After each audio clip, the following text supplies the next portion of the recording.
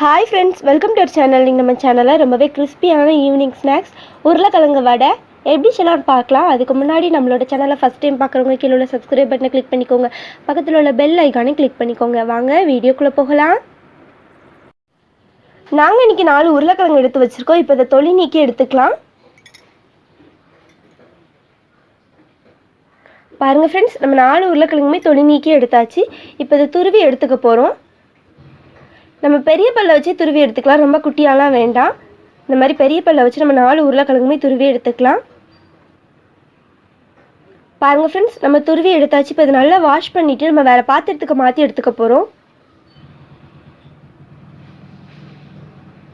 நம்ம உருளைக்கிழங்கு நல்லா வாஷ் பண்ணிவிட்டு வேறு பாத்திரத்துக்கு மாற்றி எடுத்தாச்சு.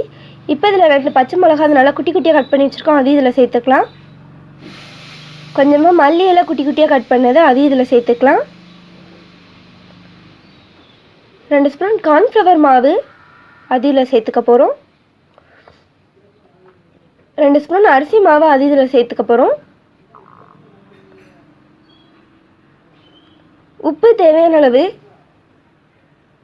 உப்பு சேர்த்து நல்லா கலந்து விட்டுக்கலாம். இதில் எக்ஸ்ட்ரா எந்த தண்ணியுமே சேர்க்க வேண்டாம். உருளைக்கிழங்குல இருக்க தண்ணியே போதுமான அளவாக இருக்கும். உருளைக்கிழங்கு வடை வந்து ரொம்ப ஈஸியாக செய்யலாம். ஈவினிங் ஸ்நாக்ஸ்க்குலாம் சூப்பரான ரெசிபி. கண்டிப்பாக நீங்கள் வீட்டில் ட்ரை பண்ணி பாருங்கள்.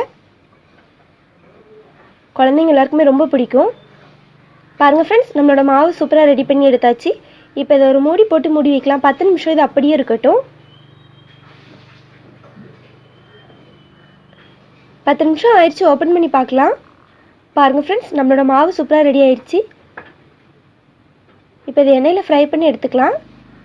வடை ஃப்ரை பண்ணுறதுக்கு ஒரு பாத்திரத்தில் எண்ணெய் சேர்த்துக்கோங்க. எண்ணெய் நல்லா சூடாகட்டும். எண்ணெய் நல்லா சூடாகிடுச்சு. நம்ம ரெடி பண்ணி வச்சுருக்க மாவுலேருந்து கொஞ்சமாக மாவு எடுத்துகிட்டு நம்ம நார்மலாக வடைக்கு எப்படி தட்டுவோமோ அதே மாதிரி தட்டி எண்ணெயில் சேர்த்துக்கலாம். பாருங்கள் ஃப்ரெண்ட்ஸ், இந்த மாதிரி வடை தட்டி நம்ம எண்ணெயில் சேர்த்துக்க போகிறோம்.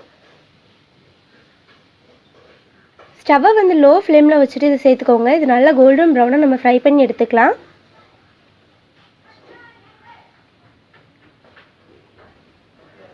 இப்போ இதை 1 சைட் திருப்பி போடலாம்.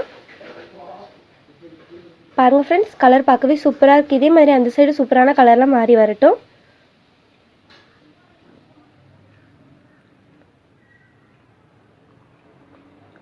ரெண்டு சைடு சூப்பராக ரெடி ஆயிடுச்சு. இப்போ இதை எடுத்து வெளியே வைக்கலாம். இதே மாதிரி எல்லா மாவுமே நம்ம ரெடி பண்ணி எடுத்துக்கலாம். பாருங்கள் ஃப்ரெண்ட்ஸ், பார்க்கவே சூப்பராக இருக்குது. இப்போ இதை வேறு பாத்திரத்துக்கு மாற்றி வச்சுக்கலாம்.